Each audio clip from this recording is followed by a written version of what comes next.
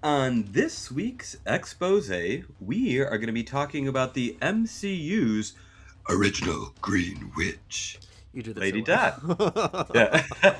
Thank you. Thank you. She's here in the room. Yeah. Where is she? God, yeah. I'm honored that you all just called me Aubrey Plaza too, so thank you. So Lady Death's first appearance was in Captain Marvel 26 in June 1973. She was created by Mike Friedrich and Jim Starlin. So in the Marvel comics, when Lady Death first came in, she kind of like was around only like cosmic entities, to be honest. She really wasn't like on the Earth a lot. She was dealing with the Collector, the Grandmaster, Silver Surfer a little bit. And then she was even brought into the first ever contest of champions.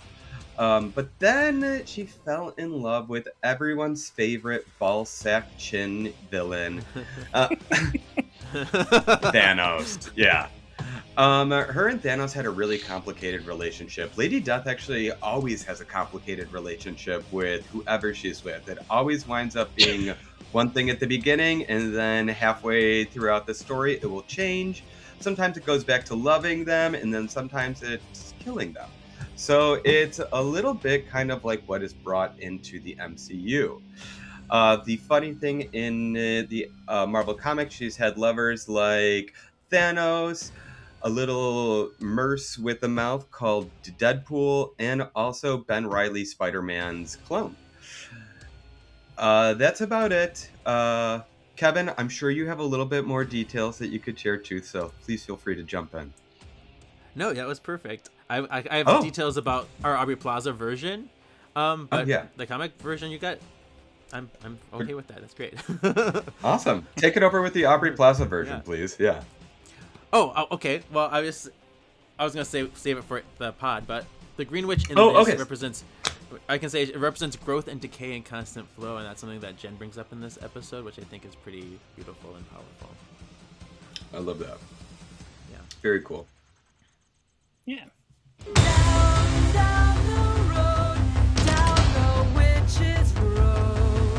Anybody got a spell book? May she be strong and wise, and the best crafted. May she be smart, not annoying. She brings some Advil. I've missed you. I hate you. Welcome to this week's Solving for X. My name is Sean. I'm your ultimate excavationist. And I'm something of an X-fan myself, Kevin. And I'm your astonishing X-Men stan, Ryan. Oh, I guess it's my turn. I'm Josh. I'm a cosplayer. Oh my gosh. I feel like that's like the easiest way to introduce myself, honestly. Yeah. People don't know what the costume is behind you. You want to explain that a little bit? How dare they not know? This is Ghost Agatha. This is Agatha after she passes from the mortal realm and turns into a ghost. And this is the costume that they came up with for Agatha all along. Designed by Daniel Salon, and it was illustrated by one of the team members very beautifully. And I just love this costume so much that when I saw it on the screen, I had to make it, and I'm very, very proud of her. So I wanted her to be featured tonight since we're talking about Agatha. You are extremely so talented. sir. Yeah. Oh, thank you. It was a labor of love, to be sure. The entire front piece, like this whole part of the bodice, is all embroidery, not hand, a machine. But let me tell you, even that was a beast, and it came out so great, and I really am appreciative. It was actually sponsored by a company called Dime Embroidery, and they helped me put this together and really step by step work through me to get this to happen. So I'm really appreciative of their help because it looks so good. Mm-hmm. Really and you also recently you also recently did Gray Agatha, which was our black and white Agatha, which was amazing. That one actually came out. I debuted that during the pandemic. That came out when I did a online show that's so Sideshow Collectibles, which they come out with all the figures, the really, really beautiful figures. I was featured on their posing show. It's a YouTube. I cannot think of the name of it off the top of my head. So forgive me. It's like Pose Off. Pose Off. That's what it's called. It's a YouTube series, and they do. You got a figure. They'd mail you a figure, and you would be on the show with like 3 other people, and then you'd all get challenges to pose the figure they give you. And I won my episode. And when they announced the winner, I debuted. I was actually wearing black and white Agatha when they debuted that episode, which was really cool. And that was a labor of love as well, because I had to get the tights to match the makeup. And I completely made the pattern. So I matched the plaid that was from the show. Like I designed it myself so it could actually look exactly like the plaid from the show. I'm very detail oriented, so I'm gonna stop talking about it. But I appreciate you bringing it up, because I do love that costume very much. I haven't worn it in a while, but it was fun to bring her back when Agatha All Along came out, and everybody really appreciated that costume. So thank you. You're welcome. You have a cosplay appearance here at Anime Milwaukee soon, so people are in the Milwaukee area. They can come and do a meet and greet. It'd be super amazing. Can't wait to see what you pull out for this convention. I'm doing Rosalina. You can kind of see Rosalina back there in the background. She's coming together, and that's my costume I'm making for Anime Milwaukee. So I can't wait to debut that at that convention and also be there for the first time. I'm so excited and honored that they chose me as their master of ceremonies for the weekend. So it's going to be an awesome time. I'm looking forward to it. Congratulations. That is awesome. Thank you. Yeah, it's going to be a lot of fun. I'm really excited. I'm a little nervous about the cold, but I'll be okay. So it'll be fine. Never know what you're I like the cold, but also like. What led you down this crazy cosplay life? Oh gosh, it was actually completely on accident. If you can believe it. So I have a degree in fashion design, and one of my I was in college a long time ago, not too long, and one of my former classmates moved to Atlanta, and she was like, come to Dragon Con. This was way back in like 2012, 2011, and I just never could make it happen. And then 2013, I was like, you know what? I can't make it happen this year. And so she's like, I'd never been to a convention before. I'd seen them on like TV and like movies like mentioned, and I didn't really know. I knew people went and like they sold comics, I guess, and they dressed up, and I was like, well, I guess I had to bring a costume. And so my first ever costume I made was Thranduil, the Elven King from the Hobbit series of movies that came out around that time. And so I made this costume, did the wig and everything, had the crown, and I showed up, and people lost their minds. And I was like totally not ready for it. People were like, "Can I get your picture? Can I get your picture? Oh my god, you look amazing!" And I was like, "Oh, I was honestly a little overstimulating." And also, I mean, listen, I'm like attention. Oh my god! And so I just kind of got hooked on the experience, and I just met so many. More importantly, I met people that I didn't know existed, people who are nerds, who were adult nerds, if you will, who were living their best life and enjoying their fandoms and still, doing the things that I thought you weren't supposed to do when you got older. And it really I know this sounds so cliche. It truly changed my life. It opened up me to the things I knew I could express myself with costuming and my fandoms, and it allowed me to be the person that I am today and continue to be. And I just love creating costumes of the things I see on TV and movies and comics, and knowing that I can do that. And it's fun to see people recognize the characters. Like when you brought up Black and White Agatha, it was just like, it's such a little thrill to have that moment. And I just love doing it. I wish I could sew faster because it feels like I have so many things I want to make, and there's just not enough time in the day because I also have a full-time job outside of that. But all that's being said, that was kind of the way I fell into it, if you will. And now it's become a pretty big part of my life, and I get to do crazy things like go to conventions and be on this podcast with you guys, which is so awesome. Thank you so much for having me. I'm really honored that I'm here with you. So I appreciate it. Thank you. It is our pleasure. Yeah. All right, great. Shall we get into our recap of into our news first? We've got to do the news. Hello. Hit us with the news. Hello. Let's hear what's happening. I want to know. All right, let's get into some sinister gossip sesh of doom. Sinister gossip sesh. of Doom. So, ladies and gentlemen, and those in between, we just got the Spider Noir trailer. Did anybody watch the Spider Noir trailer? I did. Yeah. I did. I saw it come across my feed. I haven't watched it yet. I'm terrible. Oh, I'm so curious to see how Nicolas Cage does this. I know I'm gonna watch it. What did you guys think? I'm excited. I'm curious. I mean, because he did the voice in the animated Spider-Verse too, so it's kind of fun to like be full circle. Right. I forgot about that. I think it's going to be cool to see this type of Spider-Man. You know, we haven't really gotten to see his real backstory. He just showed up in Spider-Man Into the Spider-Verse 1, wasn't it? And then like at the very end of the last one. Yeah. So I'm excited to see this point of view. Do we know, is it going to be all in black and white, or because I saw it as black and white? They're doing it. You can choose which way you want to watch. Yeah. Oh, really? Wow. Yeah. That's kind of. I mean, cool. It reminds me of what's the word? What's the one that I love so much? The werewolf one. Help me. Werewolf by Night. Thank you. Werewolf by Night is one of my favorite Marvel specials, and when they said they could do both, I mean, I'm gonna watch it in black and white because I think that's the kind of the way to do it. I loved Werewolf by Night. Sorry to digress, but that's what it reminded me of when I saw that they were gonna do it in black and white. I thought that was really cool. So yeah, very.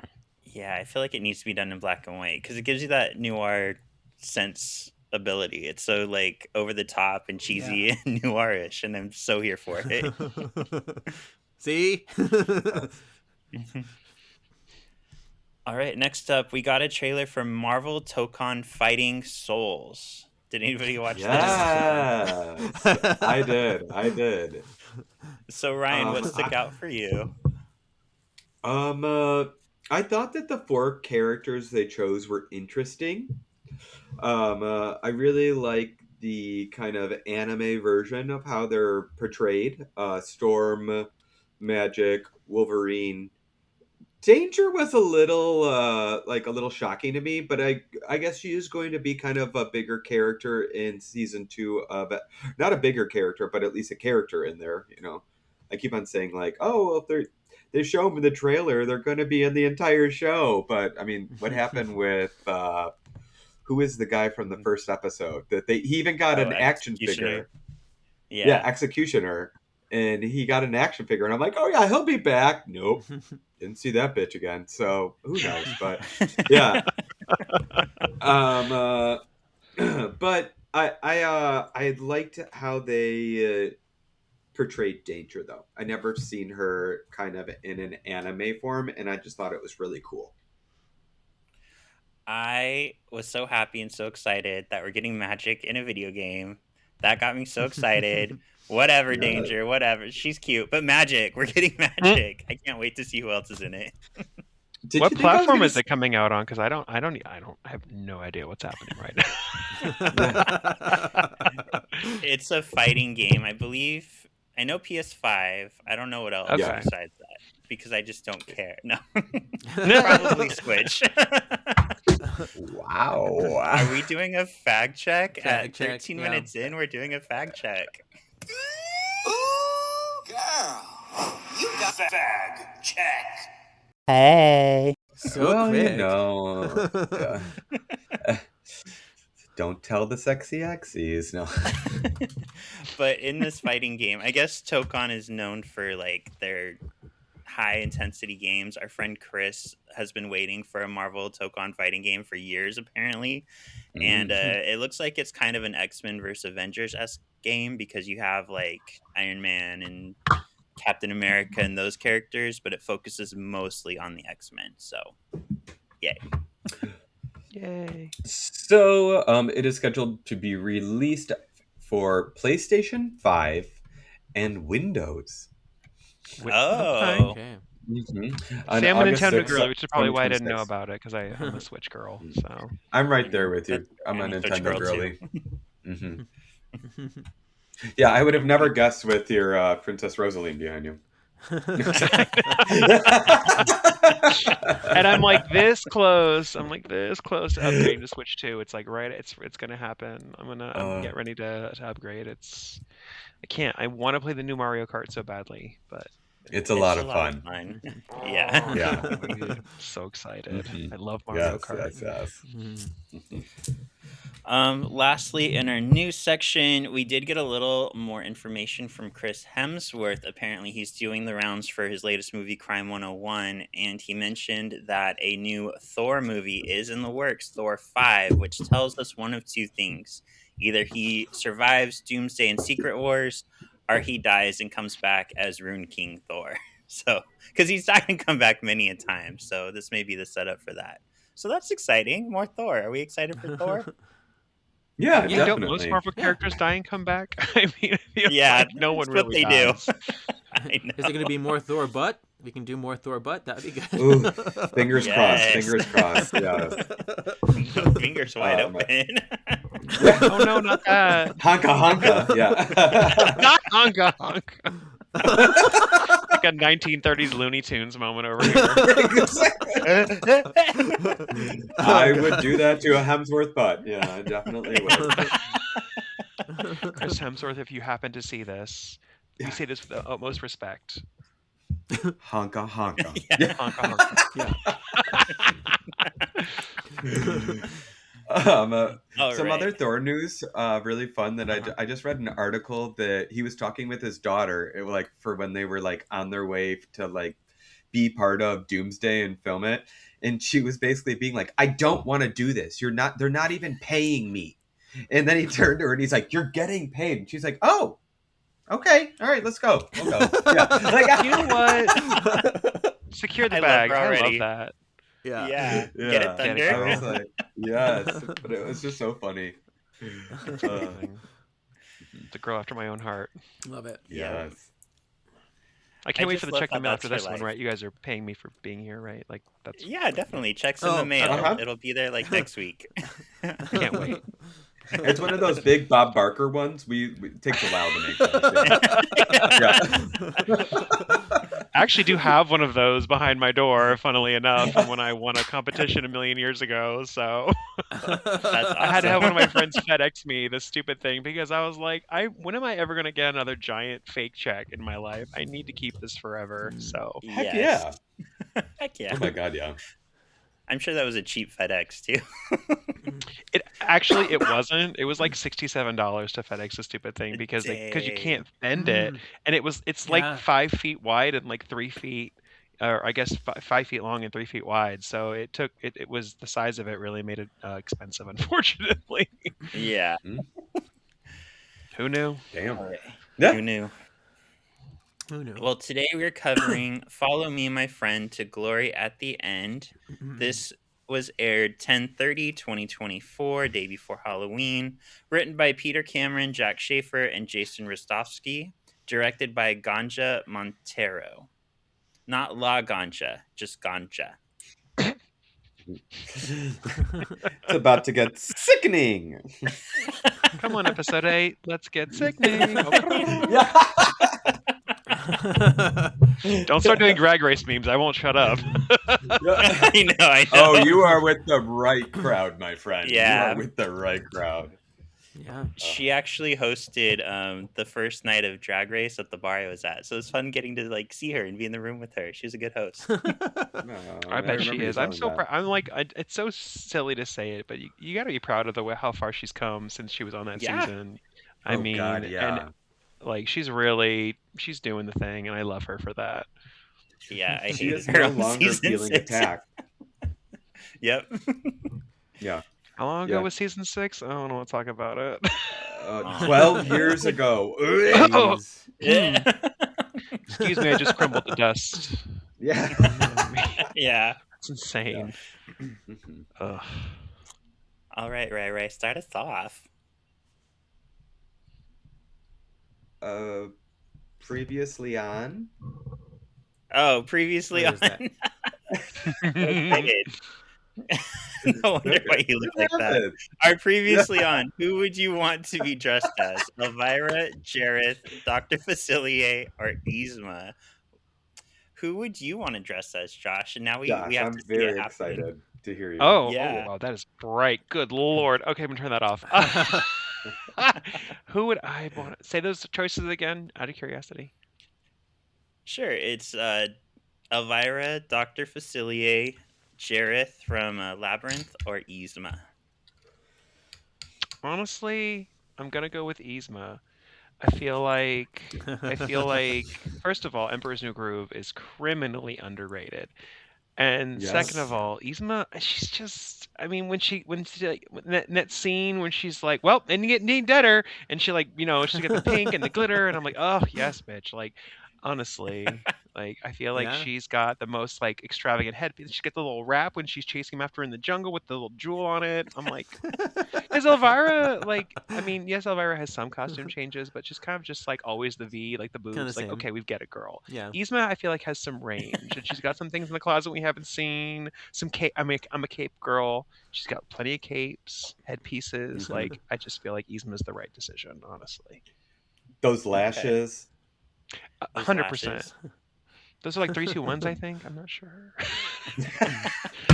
That's a shout out for my makeup people who are watching. Any drag queens or makeup people who are watching will be like, she knows what she's talking about. I better. I do panels on makeup at conventions. I hope I know what I'm talking about. Yep. Well, the two of you are the only ones who are most excited for Yzma because she tied for last. Wow, that's erasure. Yeah, I know. This was actually criminally underrated. I wasn't kidding. Yeah. I love that movie so much. So it makes me this laugh was every actually time I really watch close. We actually had a clear winner for like most of the day, and then I woke up the next day and like we had a different winner. So this was close. So Yzma and Jareth tied at 20%. With 28%, Dr. Facilier, 32% Elvira. She just squeaked ahead of Dr. Facilier last minute. Oh my goodness. I mean, if you factor in the tassel bra with the cape, I kind of understand it, right? From, Elvira's movie. I kind of get it. But and you know what? The cheetah print head wrap with the glasses in the car. Yes. All right, you know what? I'm less angry about it now that I really think about options. it. Okay. There you go. Yeah. And you can do the flash dance where she does the glitter on. Oh yeah. Outfit. Yeah, it's true. With the really cool believable stunts. Very believable. Flying in the air. She did that herself, I'm pretty sure, right? Oh yeah, totally. Just like Betty White did that whole dance sequence in Golden Girls in that one episode in the ballroom. Yes, I watched that. Listen, I'm gay as hell. Okay, I'll bring up all the gay shit. Okay, I love it. I'm allowed to curse. I'm sorry. Welcome, sister. Welcome, sister. Yeah, welcome. I'm queer. It's fine. If I were ever on Snatch Game, I would be Betty White playing Rose Nyland. I think it would be a ball. I would just get flustered to write cheesecake all the time. Oh my gosh. Has someone done a redemption for the horrible Rue McClanahan that Elliot did? Because that's what I would want to do. I would want to do Rue McClanahan as Blanche and do it correctly and like have a spray bottle and like just like, I mean, like it just, there were so many moments that were just missed.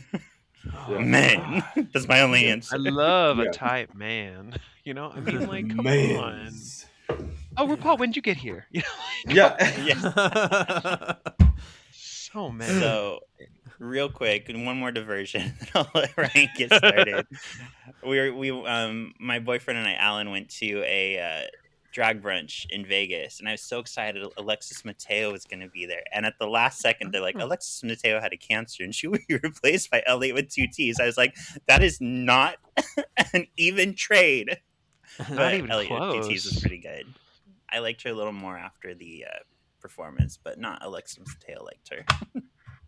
Yeah, well, I mean, Elliot is a good dancer. I remember that. Yeah. I do remember that as well. So they're probably a very good entertainer. They're just not a good person. Yeah. But a good entertainer. I was going to say, I've heard some things. I'm not going to talk about them. Yeah. Yeah, I'm not Mhm. a person. But she did like my shirt because I was wearing "Step Your Pussy Up." Oh, nice. As you should. Yes. And did you? I did. It's all the way Okay. stepped up right now. I Great. taste it in my throat. Wow. Okay. Oh, well, you all the way up. you might have to go to the clinic, my friend. I was gonna say she might want to see a doctor. Okay. All right, Ryan, get us started. Okay. Papers flutter around Alice's prone body. A hand awkwardly care. What is this? I believe in you. Caresses. Oh my God! Yes, I'm so yeah. It's not Diaz. Awkwardly, caresses her face, and Alice wakes up. But upside downly, Death is the awkwardly face touch or awkward. I am so sorry. Can I let's start this over? All right, let me start. We're gonna rewind. Yeah, we're gonna try it again. I just love Josh's like confused like cock of his head at the word downly. Huh? Yeah. Okay. We make up words all the time on the show. Yeah. All right. Just happy to be here. We're happy to have you. Yeah.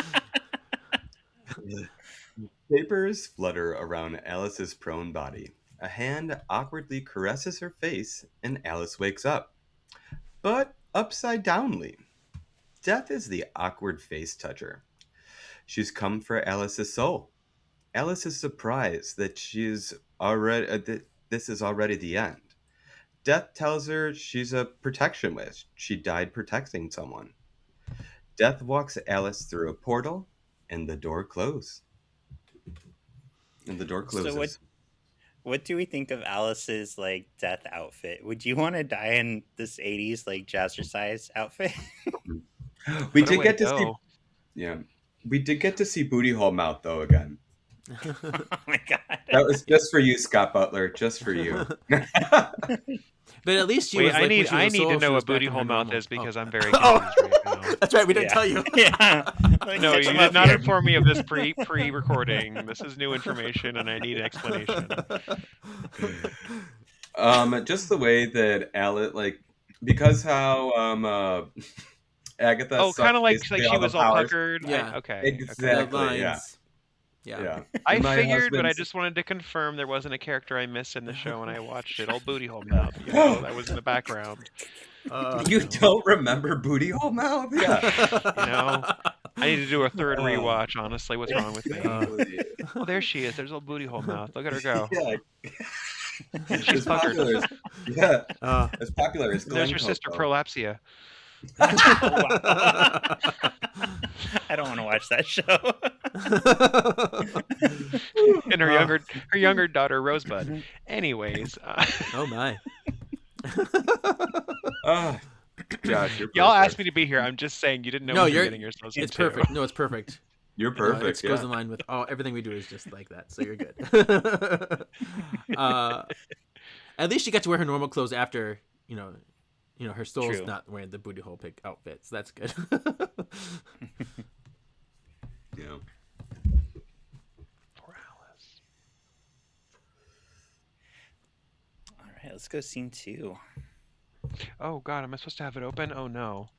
I was unaware. Hold on, I gotta pull it up because I don't have it open. I'm sorry, guys. No problem. No worries. La, la, la, la. This can be cut out. Do a little dance. No, it can't. I'm keeping this all in. Oh God! But like the Benny Hill music with it. Yeah, I love it. Oh, it's so bright. I hate how bright it is. Lord. Okay, here we go.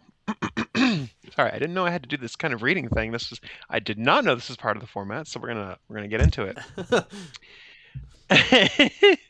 Okay, so scene 2. Back at the last trial, Jen is desperate to get back to Lilia to save her. Billy diverts her attention, and suddenly the trial doors open. The trial doors are no more. Lilia is gone as well. Just ahead of them, Agatha is frantic. Death has appeared in front of her. She reminds Agatha that her coven is dying off fast. Death realizes that Agatha pulled together the coven to distract her from Billy. Death reminds Agatha that she is getting special treatment. She asks why Agatha lets them believe the lies about Nicholas Scratch.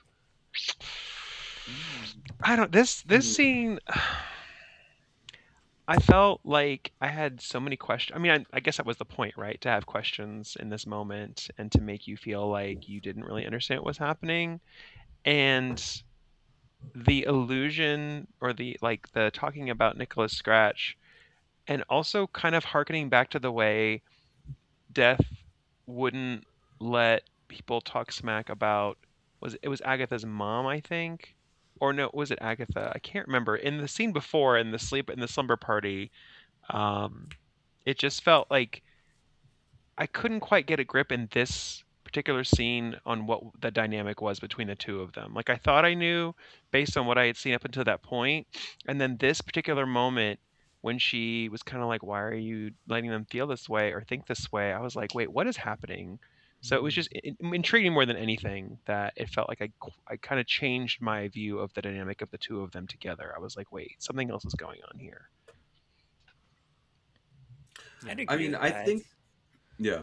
And I also believe that in the slumber party, Death was kind of, or Rio was more like being like supporting Agatha about her mother, Right. being like, her mother can't have her. Yeah. Exactly. Yes, thank you. Yeah. That's what I'm saying. Yeah, so it was interesting that she we had seen them fight and then we had seen her be like kind of like coy, and it was just like they were dancing around. This dynamic felt like it was kind of going back and forth and back and forth, and this was just another kind of like, I don't want to say backwards, but kind of diversion from the path that I thought they were on as a couple or as a relationship. And so it perplexed me a little bit, if I'm as I kind of already stated. And so it is interesting to me that they kind of, I couldn't quite get a read on it as the short version of the story. I'm just like saying the same thing over and over, but that's really what it was. Mhm. Yeah, to me it feels very like they love and hate each other, because Death can't have Agatha, which makes her like want her even more. So I feel like we get to see kind of this ebb and flow of like, I just want to kill you, bitch, and then to, but I love you so much because we spent so much time together. You know what I was just thinking about though too, when I was like, oh, she was supporting Agatha, being like, you can't have her. The reason she didn't want her to have her is because if anyone was going to have an afterlife or something with Agatha, it was going to be Death. Death wanted her, yeah, right, instead of the like ghost mom. And ghosts, I don't think can really cross over. They're still stuck on this plane in a sense, so they're really trapped. Isn't that like the soul kind of? Yeah. You know what I mean? Yeah. That's an interesting way to think about it. I still, even now, like having watched the entire series and thinking back on the little bits that I remember, because I did a rewatch like 4 months ago when I was putting this girl together, and even now I feel like I still think that there's still a lot of nuance to the way that they played it and the way that they wrote it that you kind of just hit on with because I view the scene with the mom, now that I really think about it, that it felt genuine that Rio wanted to protect her as opposed to protecting her because she wanted her to not, you know what I mean? Like it felt like a moment of vulnerability, because Aubrey Plaza did play that really well. I love Aubrey Plaza because she's so good at being like, her levels are just all over the place, and that's what makes such a good actress or actor. And she did that so well with this role in particular, because one minute you're like you said, like, oh, I want to kill you, and the next minute she's like, but I love you. But that's like any long-term relationship, right? Like I was in a long-term relationship before, I was with my ex-husband for 19 years, and I think the longer you're with somebody, unfortunately the cliche is true, like familiarity breeds contempt. And so imagine hundreds and hundreds of years of knowing someone, like those levels go crazy crazy. So the two of them, like the hate is intense and the love is intense, and then mixing them together, like no wonder it was hard for us to kind of read it, because I think they're playing it on a level that humans aren't supposed to understand. So it's just interesting to think about it like that. I also can't believe you and your ex met when you were 2 years old, being together. You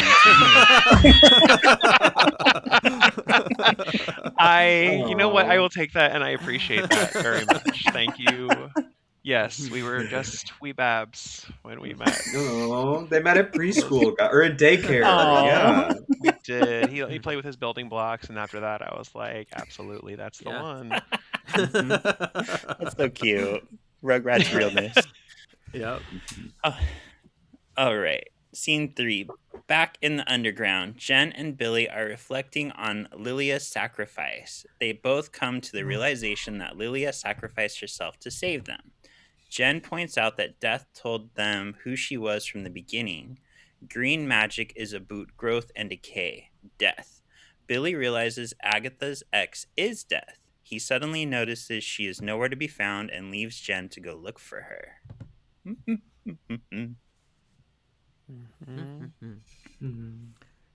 Yeah. R.I.P. Lilia. I know. Oh, still so sad. One of the best episodes of literally the whole show, honestly. Episode 7 is my favorite episode. I hate that, like, we hear it, too. Like, in the scene prior. You know what I mean? Like, we hear her actually die. Like, you hear her body fall to the ceiling floor. And that's kind of why we had go back to Alice upside down. Because it's almost like that transition. Which is kind of cool. I like that. At the same time, that was great. Yeah, synchronized realization is my favorite. Kevin does that to us a lot. He has like the best like little like, did you notice? Yeah. Yeah, it's fun. Okay, scene 4. Back to Death and Agatha. Death feels like Billy's desire from the road is an abomination. Agatha disagrees. She thinks it's boring. Death explains that Tommy isn't out there. Not yet, anyway. Death explains that the son of the Scarlet Witch stole a second life, and she can't let him do it again for Tommy. Ooh. Agatha gives in and relinquishes Billy to her. Death doesn't act. Agatha realizes that if Billy dies, he'll just reincarnate, and then Death will need to find him again. So Billy needs to give himself willingly. Agatha agrees to bring Billy to her in exchange for letting her live. Death will have to stop pursuing Agatha and leave her alone until she dies. Death reluctantly agrees. She cuts a hole into reality and then leaves through it. And this is interesting too, because we're getting more revelations that this isn't as real as we think it is. You know, it's kind of made up from things elsewhere, perhaps. And so she's kind of doing that level, which is so. And it goes to show that the practical effects in this really aid the story too. Oh my god, when she actually cut into the scrim, like, I was like, yes. Like, that was so great. Yeah. I mean, how many, and I wonder, you have to wonder, was that done in one take? You know, like, you have to hope that it was just a one take situation, because otherwise they have to replace the scrim every time. I can't get through. It's stuck. Yeah. Do you guys... The knife needle breaks off. Oh god. Do you guys remember seeing that ever in the MCU prior to this? What, did it happen? I don't know. Someone taking a knife and cutting through reality? Oh. Was it at the end of Multiverse? Or that's right. What's her face? With Clea, you guys, yeah. Clea, yes. Oh yeah. So is that yeah. Is that stating that Clea is going to be as powerful as Death is? A cosmic entity? I mean, her uncle is, what's his name? Dormammu. Yeah. Dormammu, yeah. So she's got to be powerful. Yeah. She can when at you least got bargain. jeans like that. Yeah. She wasn't wearing jeans. Yeah.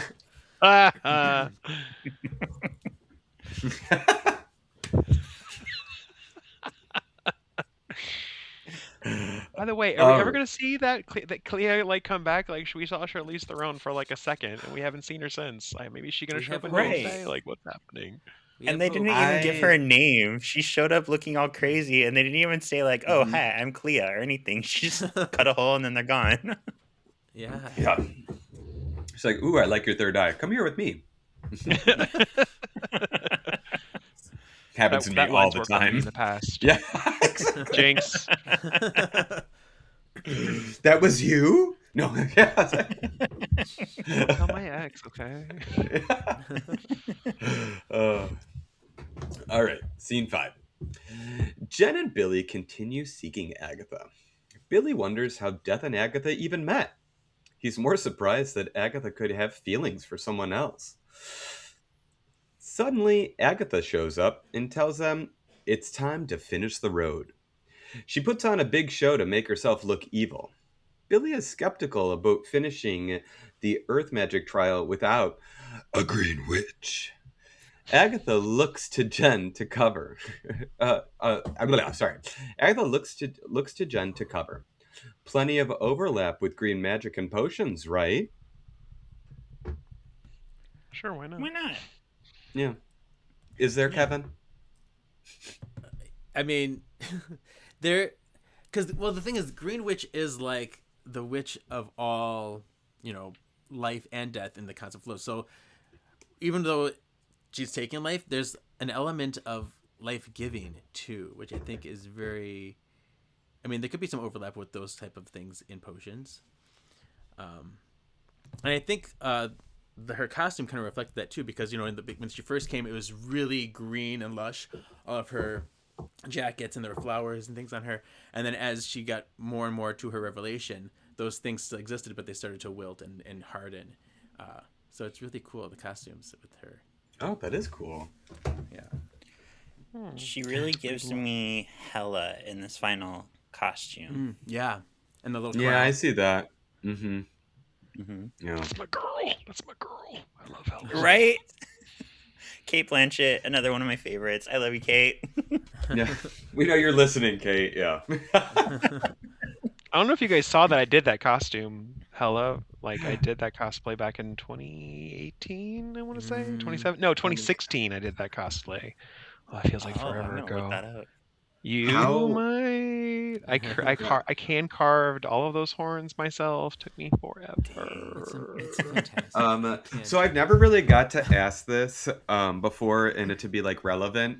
So I'm really excited that I get to do this. And Josh, thank you so much for popping my cherry of this. But how's your head?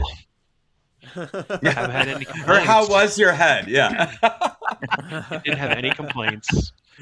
Funnily enough, in that costume, like, this is hilarious. I love this. So I was at I debuted that costume, the full version, at DragonCon 2016, like I said, and I made it into the Women of DragonCon review of DragonCon 2016 because they thought I was an actual, like, biological female woman in that costume. Wow. And I was like, oh, all right, I'll take that. Yeah, that's an honor. It really was. I thought that was hilarious. My friends were like, "Did you know you were tagged in this video?" I was like, "What video?" And they were like, "Yeah, you're a woman of DragonCon." I was like, "Okay, she's a woman of DragonCon." Yes. Not a sulking clock. Yeah. Not a sulking clock. Listen, it wouldn't be the first time, and it won't be the last. Nope. Love it. We go next scene? Is it my turn? Yeah, let's go. Let's do it. Okay, so now we're in scene 6. Agatha continues to rant until she trips over her shoes, the shoes they left at the beginning of the road. She throws a fit that this is the whole road. Billy feels like maybe they missed a trial. Agatha decides to walk the road again. Jen refuses. Oh, girl, I get it. Agatha tells her to stay here. Billy puts back on his shoes. He no longer has any respect for the road, which honestly fair. I think Jen and Billy, I'd be the same. I'd feel the exact same way. I'd be like, well, this obviously isn't working out because I'm like, what am I supposed to do? Do it again? Like, hell no. I'd probably be the Agatha and be like, let's just try again. Who cares? Let's just go. After everything they went through, like, and all the trials and like Lilia passing and poor Mrs. What's her face? I can't think of her name. Or Mrs. Hart. Like all the sacrifices that they made and all the crap that they went through. I'd be like, I'm not doing that again. No. Like, I put my shoes back on and been like, where's the exit? Is there like a little yellow, like one of the red exit signs somewhere that I'm missing? Like, how do I get to it? Like, where's the abort I would button? be Jen too. Yeah. Yeah. I would be Jen. Again. No. I'd probably first go look for Death's Hole. Like, where did she exit? Where did she cut? Where's Death's Hole? Whoa. I know. I said that out a certain way on purpose. I knew you did. I knew Is it. it here? Yes. Sean climbs in. There's been a lot of anal references. That's very Ace Ventura of you.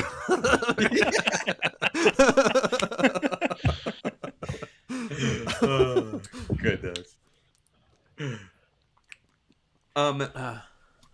Is this where Jen kind of like confesses to both of them, and it was like, no, like I'm gonna do this. I'm gonna get out of this with you two. I'm gonna make sure you two don't die. Like, is this where she states that to them? Yeah. Like, it was just really amazing because, you know, like Jen wasn't about like the coven really or anything like that. And like Lilia passes, and I feel like she had to take, like, she took over of what she felt like Lilia would want and do. And like, they're all sisters of the craft, you know, like it was just really cool to see. Really all of them. Go ahead. Really all of them. Because like, you know, Alice was the protection witch. So she was like, we lost so many. She's like, I didn't even try to save Alice. And she's like, all of us, I need to kind of step up for the people that we've lost. Yeah. And I feel like even though Alice technically was a sacrifice situation, Lilia's sacrifice felt more for sure like a sacrifice, like a true I'm making this decision, I'm giving myself up.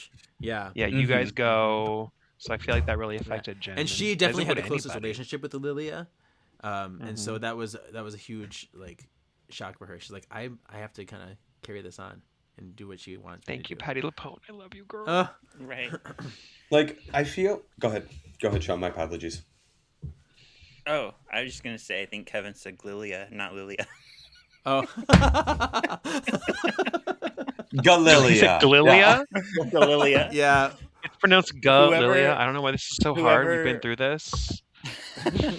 Whoever writes all my other professors get it right. Nicknamed them all last week. It was Maleficent, Galilia. What was the other ones? Old Hag Jen. Hag. Jen Hag. Jen Hag. Did you say? Oh, Agatha. Thank you. Thank you. Still can't say it. He made me read a whole paragraph with all those names, and afterwards I was literally like, I hate this, Sean. Yeah, I was like... Yeah, he still comes back for more. Yeah. What can I say? Listen, I'm a glutton for punishment.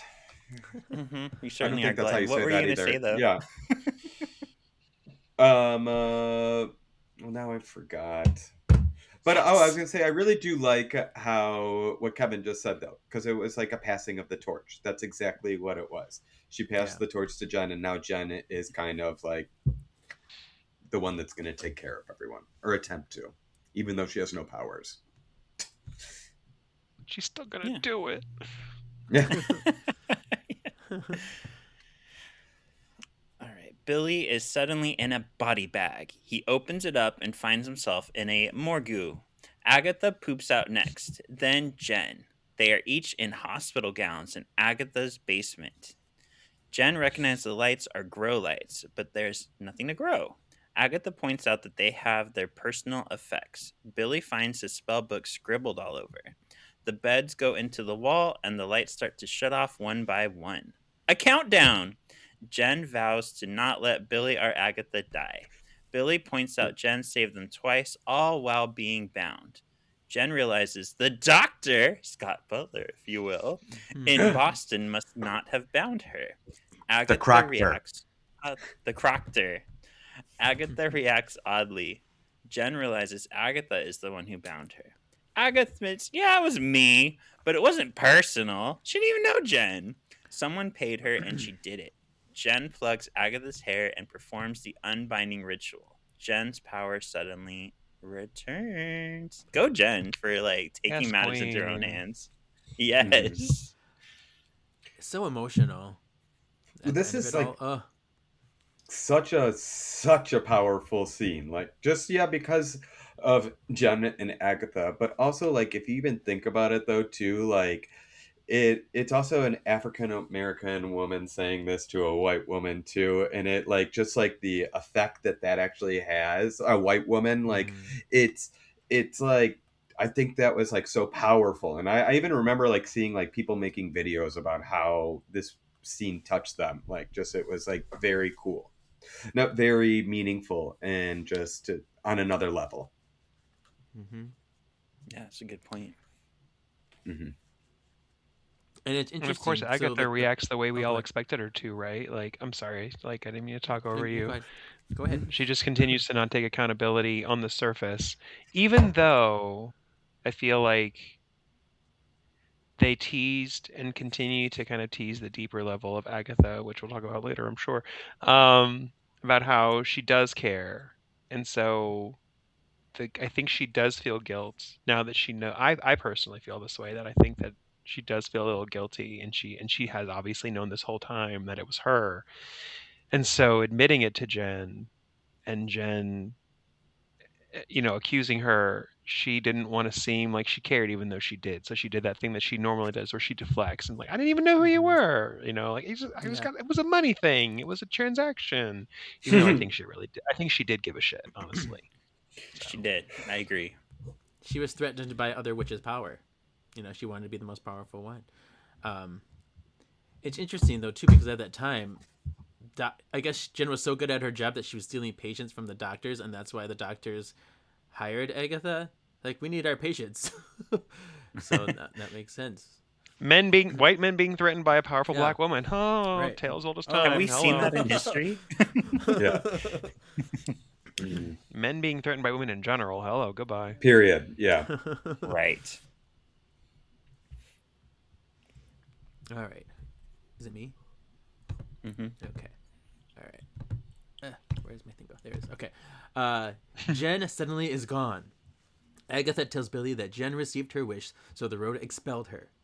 Billy doesn't believe Agatha, and that she is only there to take his power.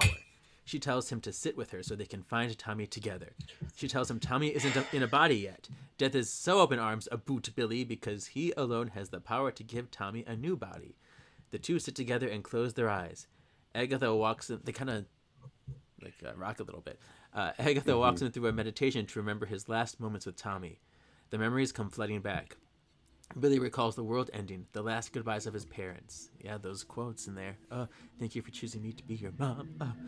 Agatha's meditation leads Billy into breathing not only for him, but for Tommy as well. She grabs his head and tells him he can't keep Tommy. He needs to let him go. He needs to find Tommy a body. This was crazy. Yeah.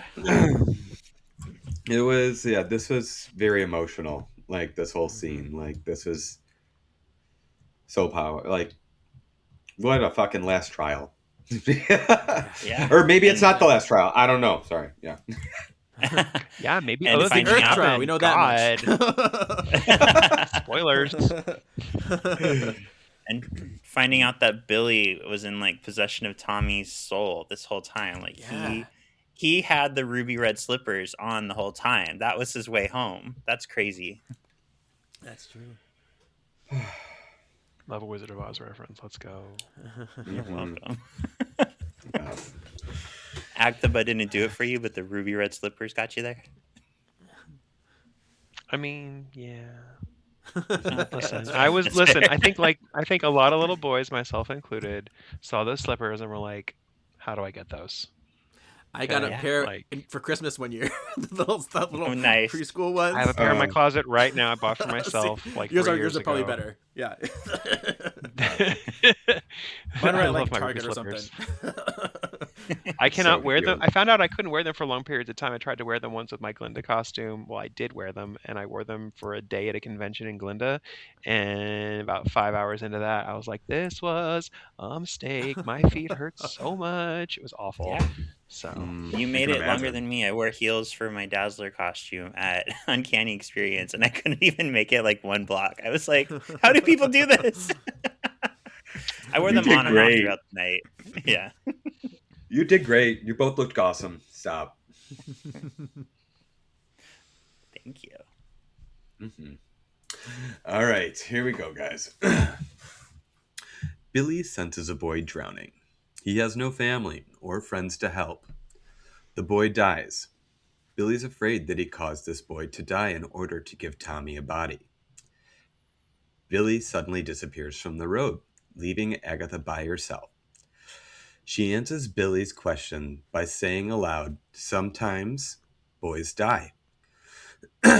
She watches as more light sputters out. She opens her brooch and smells Nicholas's hair. Under the hair, there is a daffodil. Out of death, life. She sheds a tear onto the daffodil and plants it into the exposed dirt. Before the last light goes out, the flower grows. The trial is done. All the lights come on.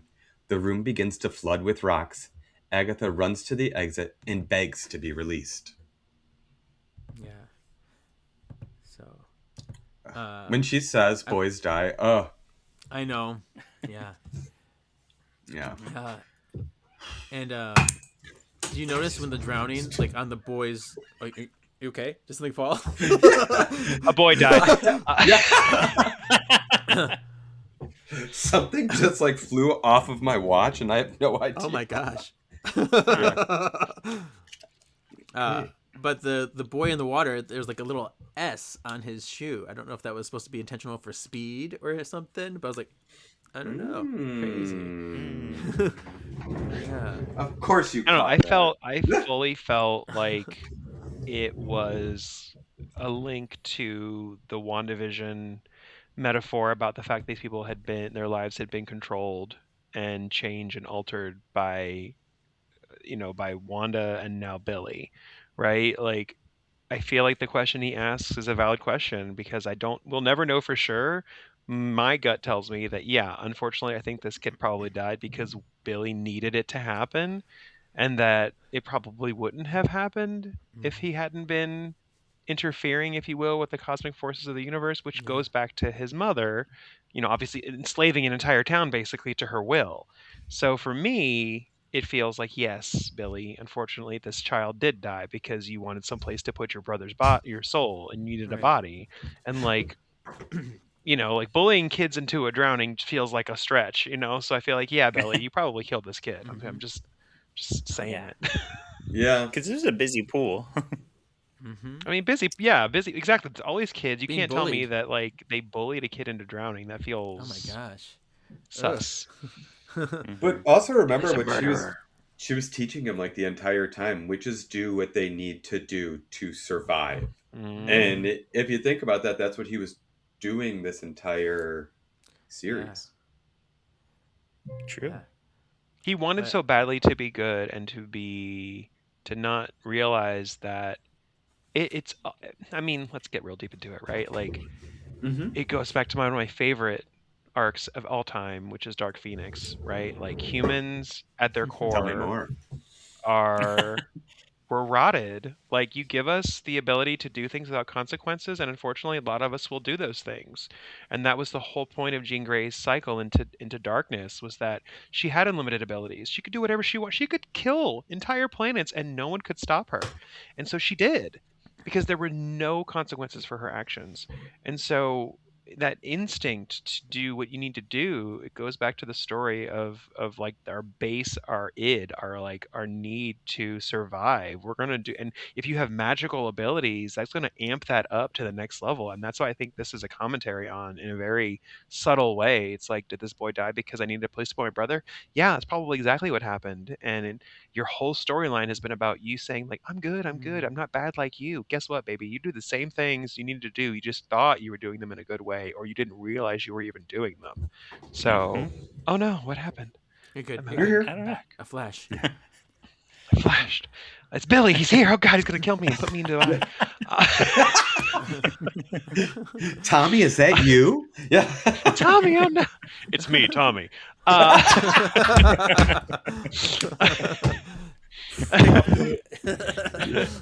got to go now. But yeah, I mean, that was like heavy, I know, but that's what I love about these stories, right? Like, people are like, it's just comic books, or it's just a story. Like, they're real commentary on like the most basic and the way people behave, it's painted in bright colors and shiny costumes and magic and powers, but really it's just about people and how they relate in the world, and how if these things were real, this is how they would behave. It's kind of like The Boys in a way, just a different way. Like The Boys as a TV show about if superheroes are real, they'd be rotted too. They would do terrible, horrible things because no one would stop them, and they couldn't. Anyways, I'm going to stop talking because I've talked a lot. But no, that's what you're here to do. And what's interesting is I try to bring it up every episode just because we're in that time right now. But the Epstein files, when you look at that and people saying that if all the names got released, like society would crumble. And it's kind of like what you're talking about. These men and women who had all this money and power did terrible things. And a lot of people are now like, okay, let society crumble then. Bring them to justice. Let's start over. We need a restart. Yeah. Yeah, I mean, and that's exactly what that would do, right? It would restart, if you will, like the system, because then consequences would be had, and then people would feel like, oh, maybe I can't do those awful, horrible things that these people got away with. Because right now, nothing's happening. I see no consequences. I see no trials. I see no convictions. I see no arrests.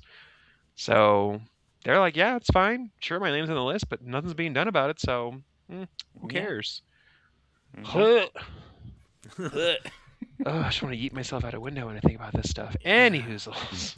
Sorry, I got dark, intrusive thoughts. I do want to mention the locket again with the hair and the dandelion thing in there. Because I used to love dandelions, but it's interesting that Catherine Hahn was actually wearing two, because she kept a locket of her own kid's hair underneath her costume. So she was technically wearing them both at the same time, which is really kind of cool. I love that. Yeah, that's sweet. Yeah. I love you, Catherine. I'd love to meet her one day. Same. She would be fun. She would. I mean, you can imagine partying with her would be like the most amazing time ever. Oh my god. Oh my gosh. Yeah, should be a hoot and a half. Yes. All right. Scene 10. The basement doors open just in time. Those rocks were coming down. Agatha pushes her way to the outside of the house. Death is on top of the roof, laughing like a crazed wicked witch. Another Wizard of Oz reference. Agatha, we're not gay. My prize! Agatha insists that she fulfilled her part of the bargain. Death tells her that Billy is free and raised Tommy just like he wasn't supposed to. The residents of Westview watch as Agatha fights with an invisible figure. Here we go again. Those poor people. They're like, oh my god. Death explodes the glass from a window all over Agatha, cutting her up. I hated that part. Me too. Agatha starts casting a spell of protection, or attempting to. Death calls Agatha a coward and remembers Lily's warning to hit the deck. The kitchen sink flies at Agatha, narrowly missing her like a bullet. Like, yeah, the cut thing. I was like, ooh. And then the ankle thing too was hard.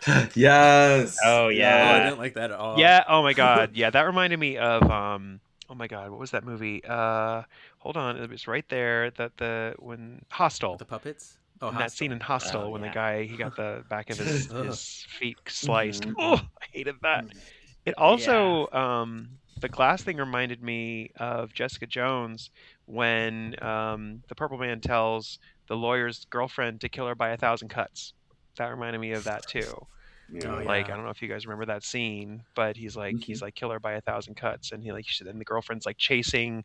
I can't remember the name, the character's name off the top of my head. Played by the girl from the Matrix, the woman from the Matrix. Chasing the lawyer around and it's like genuine terror because she knows her girlfriend will not stop cutting her until she eventually dies, which is going to take a very, very long time. But that particular thing reminded me of that too. Vast knowledge of random information in here. Oh, I have no idea what that's like. It's like you have a whole podcast about stuff or something. I just honestly, I love that moment when Agatha comes out and she's like, I want my prize. I was like, girl, I feel it. Like, you went through hell and you just thought you were about to like beef it, and then you finally make it out and you're like, Okay. Well, Yeah. let's go. Where's my purple? Yeah. Exactly. And I fully believed, because, when I first watched it, I fully believed like it was just going to happen. And then it didn't. So I was right there with her. I was like, yes, bitch, get mad. So. Yeah. Death demands to know why Agatha doesn't want her. Death uses a piece of wood to cut Agatha's tendon. There you go. Agatha finds a hose, and uses water as the base of her next spell. Death cuts her short and ties her up. Death is suddenly preoccupied. She is thrown away from Aggie. Billy appears dressed as Wiccan! He feeds some of his power into Agatha. She struggles with stopping herself from taking his life. She revels in the power as Billy gets older. Well, butthole mouthier. Agatha is suddenly dressed in her... You're welcome. Please, yes. More butthole mouth. Agatha is suddenly dressed in her Kevin Canary realness. Back to full power. Beautiful. Yes. That's one for the listeners. Episode 4. Yeah. 3. Yeah. But interesting, if you look at that, because she did the Circle of Protection that she learned from Alice. She did the Lilia warning her, and then the whole moon water thing was she learned from Jen. So she picked up on all these really cool moments from these other people in her coven, and she learned. I love it. They're kind of with her in that sense. Yeah. Can't do it alone. That's a commentary on not being able to. You can't go through life alone. You need help. A very small commentary on that, but I think it's very valid what you just said. Yeah. We need community, you guys. Maybe she's not a covenless witch. See? Maybe. Yeah. Gasp. Gasp. And that Wiccan outfit was just like everything. The way I gasped. Yes. Yeah. It was so good. So good. There's some really interesting factoids about his costume too, I have to say. What? Kevin? Fashion? I know. Crazy. But it's going along with, having our coven. This is his parents. So the outside of his cape is the texture that was from Wanda's outfit in Multiverse of Madness. And the inside of it is the texture from Vision's cape. So it's his parents are both with him, which is really cool. And something that's even more exciting, on the arm, there's like a little stitch of an X and a circle visible. So you get little X-Men. Something. Like they're all connected somehow. I know. Wow. Okay, so I have something fun that I realized when I was doing a little research on too. Did you guys notice? Okay, so we've never really seen Agatha without her hands black. You know what I mean? Like in this kind of witch garb that she has. And I pulled up like what Agatha looked like in Agatha Harkness looked like in WandaVision. And they have her always with like the black fingers. And she doesn't have any really like predominant blue eyeshadow too. But if you notice, when she actually takes Billy's powers, her fingernails are blue, and she actually gets like some blue eyeshadow and stuff like on her face to resemble like the powers that she took, I think. So I thought that was kind of cool. That. Nice. Super cool. So brave of her for doing blue eyeshadow, honestly. What in 1997 was she thinking? It was the doors Mimi Bobek opened from Drew Carey. Wow, that's a callback. Yeah. That's a callback to a show I've never seen because I'm too young to know what that means. 21. Yeah, see? It's a good one. Check it out. Yeah. I will. It's on like reruns somewhere, right? I don't know. All right. Death tries to bargain. One of them stay with her, and the other walks free. Make your choice. Agatha magics Billy into the shed as she fights with Death. Wiccan leaves the shed just in time to protect Agatha. Wiccan comes to her side. She tells him they can't fight Death. She offers herself as the one to die. Wiccan doesn't allow it. He offers himself to Death. Agatha agrees. Take him as promised. So much happening so quickly. Yeah, I know. Like, ooh. Agatha tells Death to put her yard back together. Maybe with some azaleas. Yeah. She reminds Wiccan of his own words. She's a covenless witch. Wiccan uses his powers to remind Agatha that she is good. Agatha turns and plants a big ol' kiss on Death. Somewhere, Abby Fresco is searching for a towel to dry herself. She's doing the Blanche, yeah.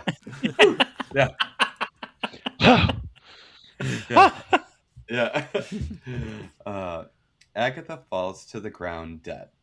Her skin quickly grays, not in the fun 1950s way. Wiccan watches in horror as he loses his friend. Agatha's body melts into the ground as plant life and mushrooms grow out of her. Wiccan sees her brooch and picks it up. He takes one last look at Death in her Skeletor form, and leaves. Skeletor form. Skeletor. And Death. Until next time.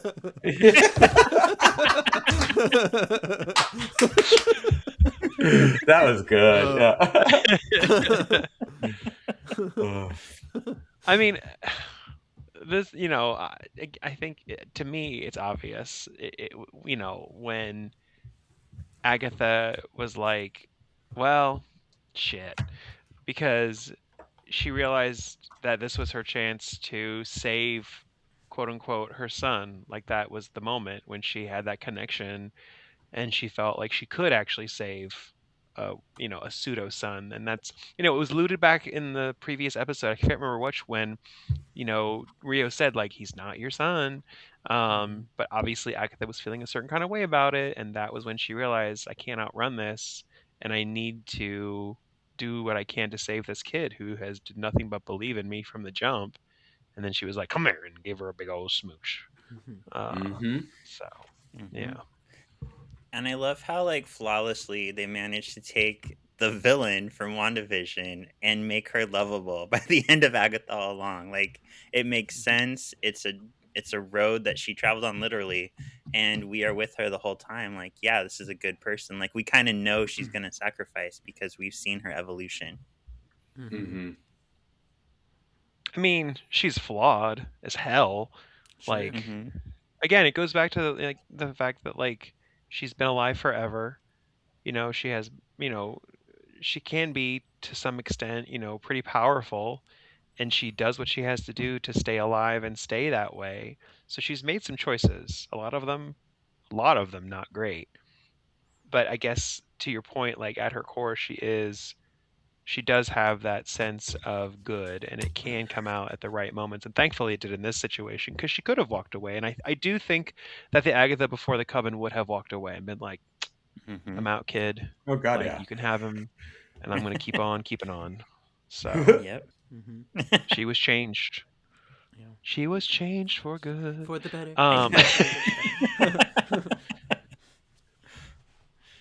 Just make all the gay references. Okay, the final scene. Wiccan walks down the streets of Westview on his own. The people of the town come to gape at the wrecked teen. He pulls up his hood and ignores them. He gets into his car and drives away toward his parents. They are concerned that he's been gone 24 hours and then just shows up bleeding. Surprise. William goes upstairs to take a shower, and he returns to his room to get dressed. Then all of a sudden, the Lorna Wu poster catches his attention. He suddenly starts to notice things in his room that inspired things in possibly The Road. How labyrinth! His mind cycles through everything that Agatha has said to him about The Road. Boom, bam, bam. It doesn't exist. Only a Maximoff could make it this dramatic. And then it hits him in the head that he made The Road. And we hear a laugh behind him. Billy turns around to hear Agatha say, "Boo!" Boo! Ah! Yeah. See, so many Wicked references. And we get even more evidence here that, yes, William is in fact gay, because we see more posters The Rocky Horror Picture Show, and Buffy the Musical. Yes. Once more with feeling. Yes. Every single night. Okay, sorry, I'm not going to start.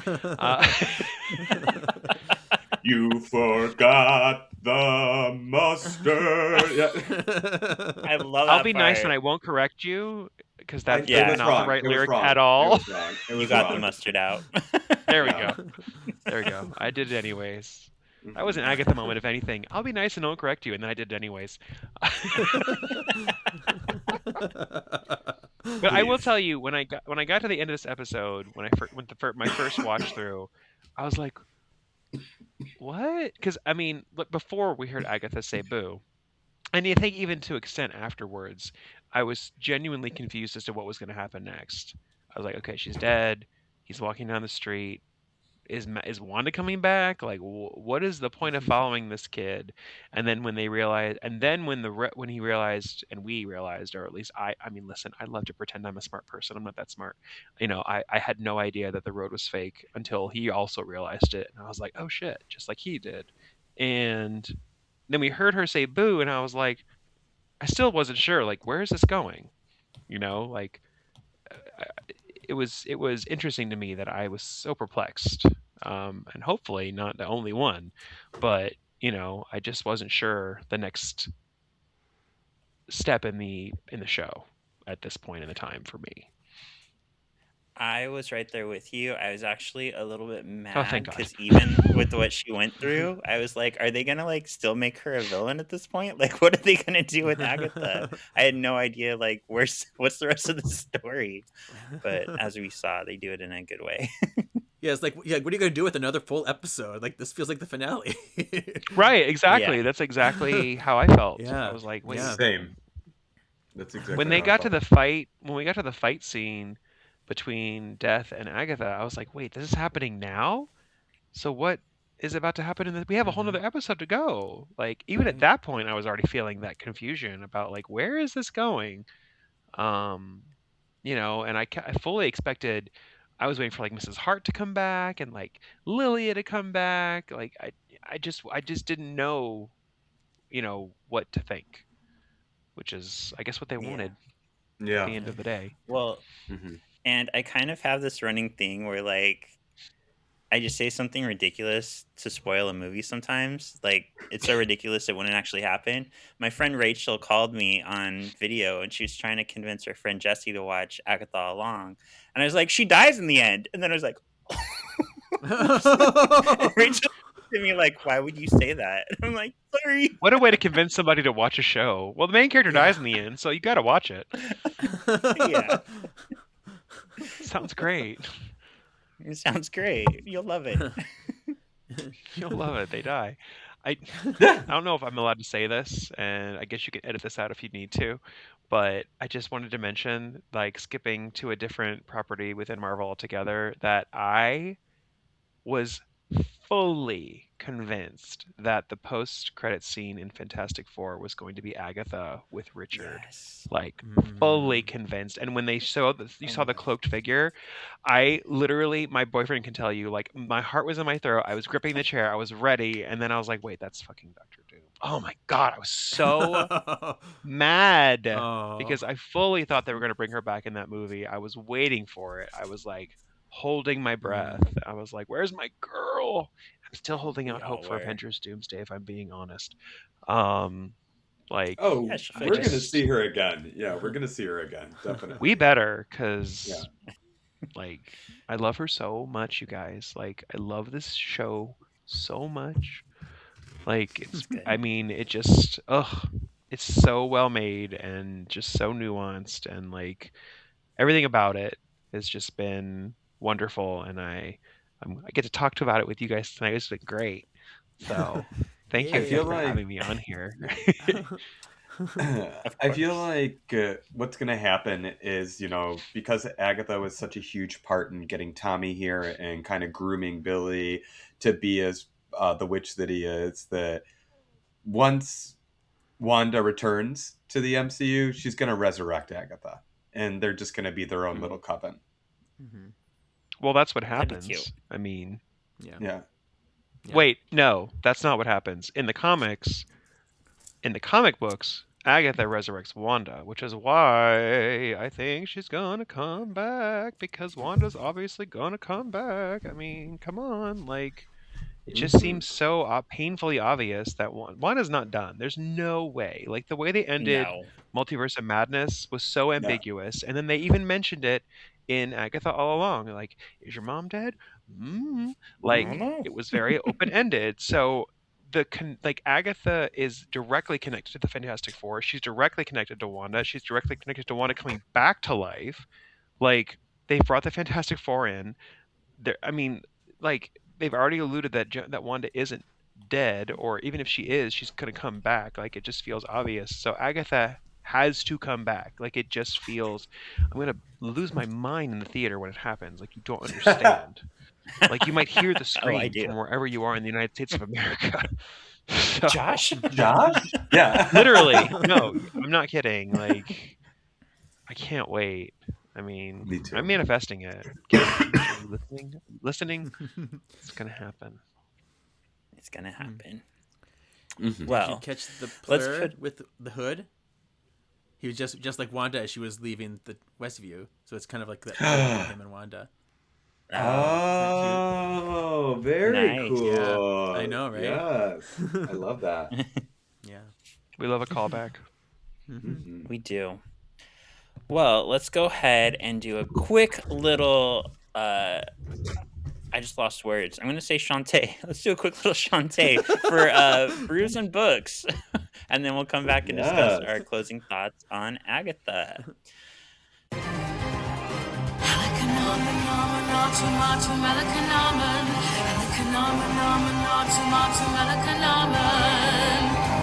Witch's Brew on Amazon. So on today's Witch's Brew, I wanted to give a quick little history of death. This is all about death. So in different cultures, so for example, in Egypt, it's kind of a people make the mistake of thinking there's one god of death in Egyptian lore, but there's not. There's Anubis, who's the jackal-headed god. He's of mummification and guarding the scales. There's Osiris, who judges the souls and rules the underworld. There's Thoth, who's the ibis-headed, and he records the verdict of the heart weighing. So he's kind of the St. Paul. And then there's Amit, who is the crocodile, lion, hippo. And he is my also favorite. In the underworld. Yeah, my favorite. Just throw them all into one. In Latin America, they celebrate Muerta, which is a Spanish noun, and it's mostly a female noun. So that's why in a lot of Latin culture, you see a female death, like we got to see in Agatha. This one's fun. For the Aztecs, I'm going to butcher these names. Mictacachayatl. She rolls over the underworld with her husband, Mictalachuti, and she is great, fleshless. I know, I'm trying. I'm really trying. She is a fleshless body with a jaw agape to swallow the stars during the day. So she is not very pretty. Fleshless body. Yeah, very Hellraiser. This one was actually referenced in a little-known show about witches called Charmed, but in East Asia, Yama, or Yanlo Wang, rules over the 10 gods of the underworld and judges in a cap and traditional robes. And also in India, King Yama was used in India as well, but a very different Yama. He rides a black buffalo and carries a lasso so he can rope people back to his home, Naraka. Very American to me. A little rope play, okay? I mean, come on. Yeah. In Greek, death is Thanatos. He's usually represents a gentle death. So this is kind of cute to me because Hermes leads Thanatos and the soul to Charon, who ferries them across the river Styx and then takes them to Hades. So it's like a group project going on here. Group effort. Yep. In Scandinavia, that's where we get Hel, not Hela, but Hel. And in Plague Time, she was called Pesta for the Black Death. And she's often depicted... Our Kate Blanchett's gonna hate this. She's depicted as an old woman in a robe carrying a broom or a rake. This one I thought was different. In Slavic culture, it's a robed figure, but the robe is white, and death is usually a skeletal woman. And last one, just because we just saw it referenced on RuPaul's Drag Race with Discord Adams talking about angels. So in Christianity, the angel of death was created on the first day. And what's kind of funny is, I guess the rest of the angels got to go to Earth in like a day, but he was like, yo, death, you got to wait like 8 days because you're a little cray. You got to like give him a chance here. But Angel of Death has 12 wings and he's full of eyes, and he stands on the dying person's head with the sword drawn with bile on the tip. Once the person is dying and their head rolls back and their mouth opens, allowing the bile to drop in, which causes their skin to yellow. So that's the history of death, y'all. Okay, that last one got real intense. You're welcome. Anybody for dinner? Honestly, the Catholics they just do the most. The Catholics are always doing the most. Yeah. It's true. We do. Yeah. Have you seen the Pope's outfits? Girl, calm down. Well, that's all I have. So let's go solving for some comics with Ryan. All right. Solving for comics with this amazing, or I don't know where it's going to be, but somewhere around there, logo that Sean made. Thank you, Sean. Yeah, it's going to be somewhere here. All right. So this week we talk about Kevin's favorite mutant, Cyclops. Yay! This is Cyclops' first actual comic, solo comic. Since the only one that we had prior to this, I believe, was when it was the time displaced Cyclops with his dad in space. This is a fun story. So it basically starts off, the X-Men are on, or two of the X-Men are at an AIM facility, and things aren't going so well. Magic and Quentin are puking up. Cyclops actually comes in, and I have to say that this is probably some of the coolest artwork with Cyclops's beam. That how ricochet. basically the ricochet, it was amazing. It was really cool. So basically Cyclops is like, what the F, Magic and Quentin, why'd you guys come and do this without like following instructions? Like, we're a team, this is how we operate. We go back to the facility in Alaska, and Beast gives them kind of a letter where he needs to go back to the Essex home for orphans that he grew up in, basically right after the plane accident with his dad. When he goes there, he actually meets one of the doctors there that is extremely apologetic, just being like, I feel bad because they basically tore you, or, they killed your spirit. They turned you into something else that you weren't, and I'm so sorry about that. She feels horrible and basically just wants forgiveness. Yeah, wants forgiveness. My bad. I love Cyclops. It's like, whoopsie doodles. Yeah. Yeah. I don't forgive you. Yeah.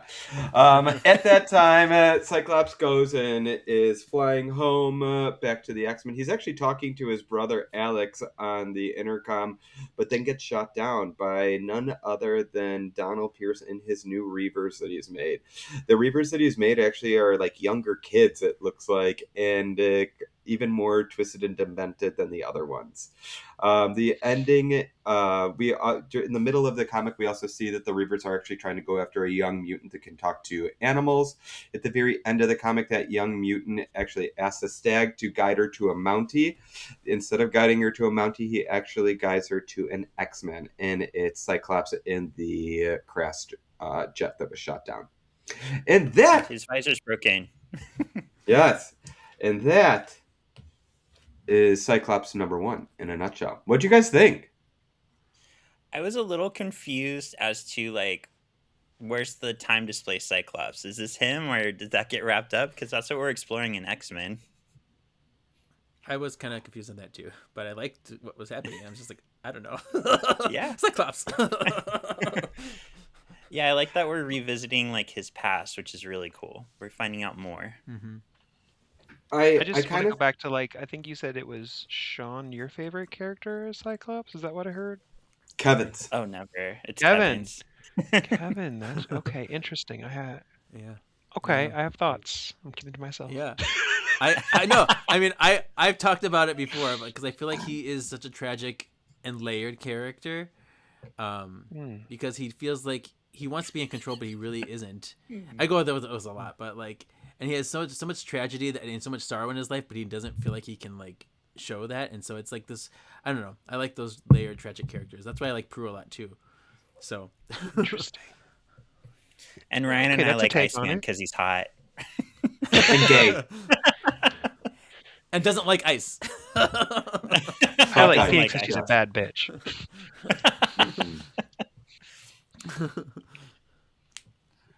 I enjoyed it. I thought it was cool. I kind of like the throwbacks in there, like when he's talking to Alex about when he blew up the orphanage in Hellions, and just kind of like the throwbacks in there and the asterisks. I really like that. And even like the Reavers, like, so one of the Reavers was one of the people that attacked Krakoa in like one of the first few issues when they were there. So it was kind of really cool that how they're bringing everything together. Yeah, and it's cool that we're gonna see. I was a little skeptical coming into a Cyclops, just because I'm like, why do we need a Cyclops comic? Like, it's just X-Men. But like having him lost in the wilderness without his power is kind of interesting. So I'm here for it. It's very much X-Men Evolution when that happened to him. Isn't that fun? Yeah. Yes, yes. Mm-hmm. All right, so Josh, excellent. from what we just talked about, would you read this comic? No. Fair. I mean, honest answer. I'm not. Cyclops is like one of the least interesting characters to me. Sorry, Kevin. So I'm like, yeah. I feel like that's common. Yeah, I feel like that is very common, but he I don't know. Mine is like ups and downs with him. Like, I love him in some comics, and then like other comics, I'm like, no, don't put the children in an army. Like, what are you doing? Agreed. No army. Yeah. No army. Don't do that. No. Dad. Yeah. Ooh. Yeah. Well, let's get back to Agatha. So we'll start with Josh. Tell me a little bit about what you liked about this episode, and then rate it for us. Was it hot like Sunspot, warm like Zorn, kind of hot and cold like Temper, cold as Namor, or freezing like Iceman? I enjoyed this episode. It, like I mentioned a couple times, it did confuse me a few times, which I know that's kind of the point. It did feel at some points more jumbled. I do feel like the pacing on this one was, because I think it did feel like as we got closer to the final episode, they were trying to get us there, right? They had more to tell, so the pacing was a little quick on some things. I just like recapping this with you guys, I was like, God, so much happens in this episode. Yeah. Like, I kind of forgot. Mm-hmm. So it was just like, oh, okay, it's like rapid fire, like da da da da da, bam, she's dead. So, and I mean, like I said earlier too, like that little recap, bam, she's dead. Like I mentioned earlier, episode 7 is my favorite. So episode 7 would be hot like a sunspot. So knowing that, I have to give this a warm like a Zorn. So Okay. I am actually gonna echo that. I gave it warm like Zorn. I'm gonna admit something. I completely forgot everything about this episode when I was watching. I was like, did I miss this when it was on? And then I got to the end. I was like, no, I remember seeing this. And it's not like a bad episode. It's just, you're right. It is so fast and so much is thrown at you. It doesn't give you time to sit and like soak it up like some of the other episodes did. That makes sense. Yeah. Well, I mean, if you think about it, each trial was like an entire episode, and this trial was what, like 7 minutes of an episode? Yeah, super fragmented. Yeah. And they didn't even get new outfits. Well, who's like everyone's favorite makeover? Potato sack. I mean, they lost all their piercings. They were bare bones, so I guess there was something, but yeah. Mm-hmm. Ryan, give us your take. Hot like Sunspot. I really like this. Again, like just the powerful scene between Jen and Agatha, her getting her powers back. Jen has been one of my favorites throughout this entire series, and it was just really awesome to see her finally get what she wanted. And if you think about it, it's the first one of the witches that got what they wanted. So the first one that actually disappeared and all that stuff. So made it off the road. Yeah, you're right. Mm-hmm. The second witch to do that, or the third? Yeah, the third to do that. Well, in like alive. Well, because Agatha and another witch apparently completed the road prior to this. Apparently. Well, yeah. Well,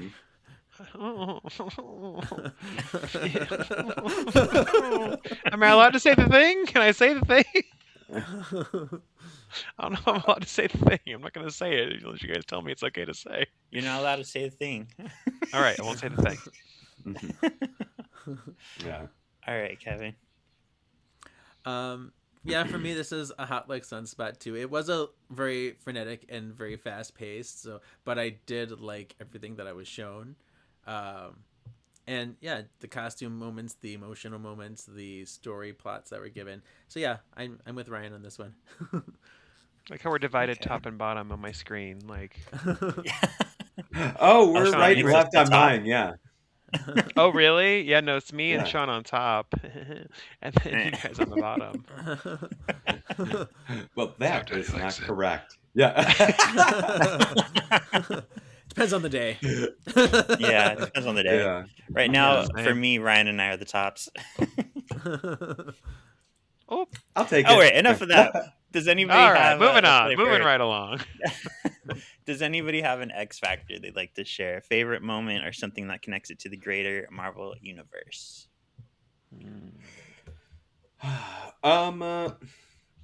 Yeah, just basically kind of like discovering how powerful Wiccan's powers are.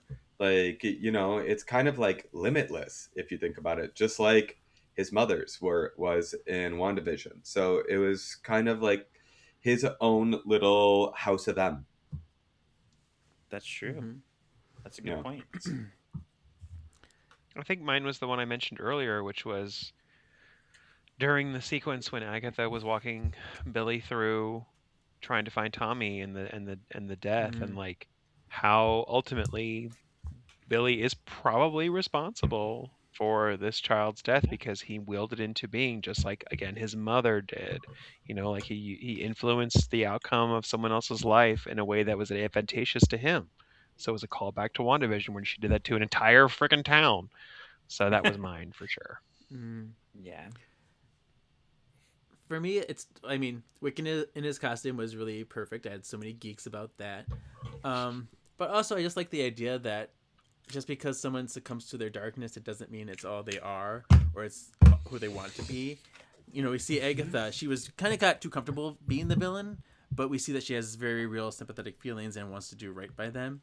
Lady Death, too, she's called evil, yet you see her with this compassion, the way she shows Alice, and we see the way she loves Agatha. So we are all capable of embracing something better, even when we have all this darkness kind of surrounding us, which is kind of nice. Nice.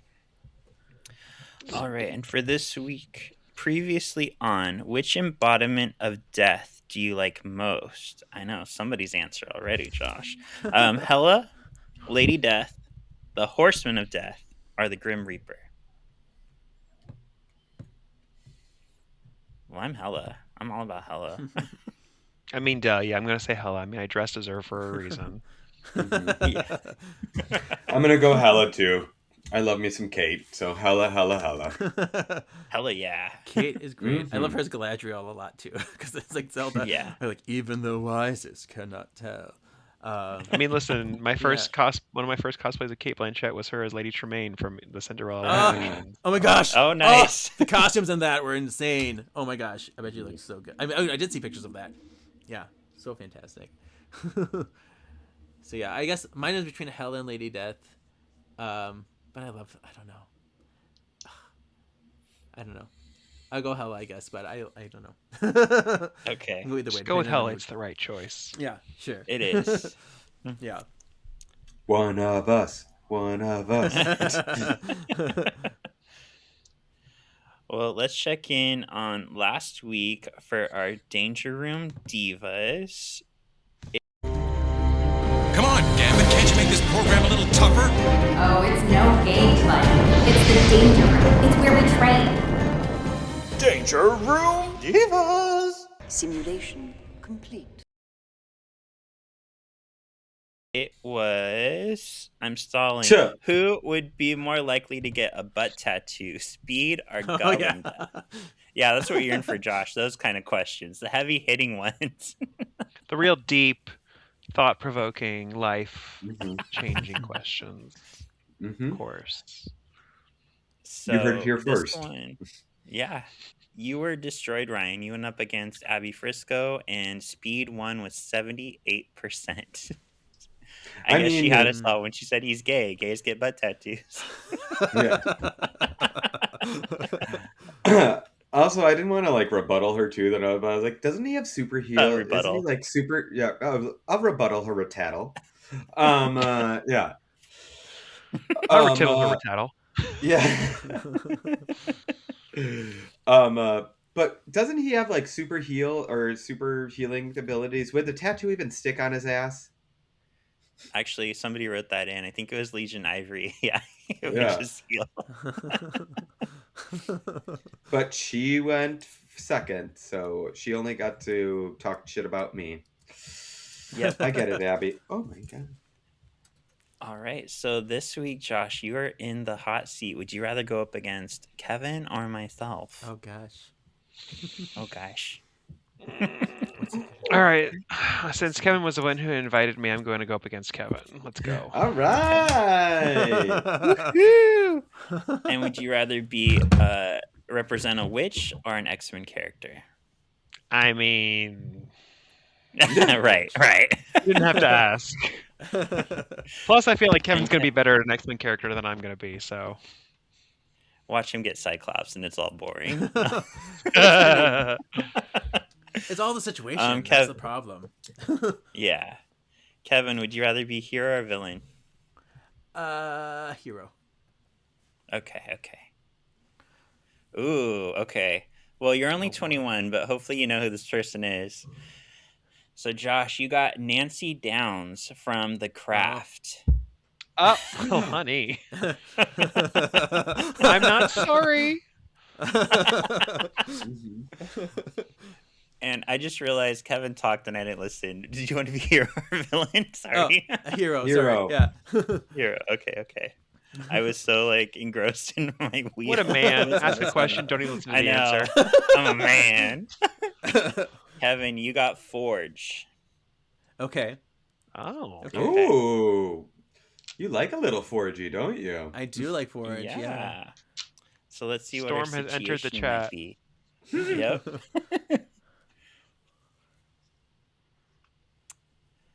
Who would be more likely to win at Mortal Kombat, Forge or Nancy Downs? Oh my gosh. Ooh. Josh, do you want to go first or second? I guess I'll go second because I feel like I need to hear what Kevin has to say. Okay. Forge versus Nancy Downs. Who would win at Mortal Kombat? Fight. All right, Kevin. On your mark. Yes. Get set. Go. Forge would be better at Mortal Kombat because he's already got the booty shorts, which is great for the Mortal Kombat look. And the way that he can do all of his techno, or his machineries, the way those can fight with those, he can make morph into other things and make giant guns and knives and blades and things like that. He's the perfect. And then the ponytail. Oh my gosh, the ponytail! The whole look and the power set is perfect for the Mortal Kombat. I just can't wait. I want to see his power up mega move. It'd be amazing. Is that it? I'm done. That's all I got. Stop. How much time do we actually get? Because I don't even know. 30 seconds. Oh yeah. 30 seconds. All right. Are you ready to do better than that with Nancy Downs? All right. Let's do this. All right. On your mark, get set, go. Okay, Nancy as a character in Mortal Kombat is very different than Nancy as a player. Nancy as a character is going to use her magic, and she's going to use her illusions, and she's going to fuck with Forge's mind, and she's going to, with any character, and she'll be able to trick them into thinking things that aren't actually true, and then she can use her physical capabilities to just like snap their neck with her magical powers. As a player, she's going to pick someone like Melina, and then she's going to do that stupid dropkick move like over and over and over and over and over again because you can't get out of that dropkick move, and if she's getting that dropkick move, you're stuck there, and you can't get out of that dropkick because she's just going to kill you to the end, and she's going to understand like the fatalities, she's going to use them as she's a player, and she's going to kill you, and she'll laugh in your face, and she'll make you feel really bad about losing, and that's why Nancy would be both as a player and a character in the game. Thank you very much. I rest my case. I close. Oh my god. It was the fastest talking I've ever heard in a long time. That was the most words used in 30 seconds in my life. Wow. Very impressive, wow. Josh. Very, yeah. Wow. Very impressive. Wow. Sorry, Kevin. No, you're good. Yeah. Yeah. I know who I'm voting for, but I won't say who. All right, great. Yeah. Yeah. That brings us to the end of the episode. We'll be back next week with Maiden Mother Crone, who actually told us, even before we started recording, that if we don't invite them back on, they will kill us. So this has been predestined. They are so excited to come back to talk this episode with us next week. But until then, where can the people find your beautiful costuming, Josh? Oh, so my costume handle is Artemistyk. So it's like the name Artemis with TYCK at the end. So Artemistyk. You can find me on Facebook, on Instagram, on the TikTok, on X, even though I'm not as active on there anymore. Yeah, those are pretty much any social media. You can just search Joshua Duart. My last name is Duart. That'll also pull up all my socials. Either one, but I'm active most on Facebook and Instagram for sure. So come find me, come follow. Yay. Nice. How about you, Ray? You guys can find me on Instagram at RYEORIO or find me in the Solving for X comments. Nice. How about you, Kevin? Yeah, you can find me on my Instagram, KJEEZY87, or the other podcast that we do, Words of the Witches. Ta-da! And you can find me on Shawnee Havoc on Instagram. And you guys, I think I'm going to bring back my TikTok. I miss it so much. And you can find our podcast on solvingforxmen.com, which will link you to us on YouTube or anywhere you listen to your podcast. Or you can purchase our beautiful shirts, which Kevin mentioned earlier. Even Iceman Hates Ice. Yay! Yes. Merchandise! We'll see you next week. Oh yeah, we do this. Bye. Bye. Bye. Thanks, Josh.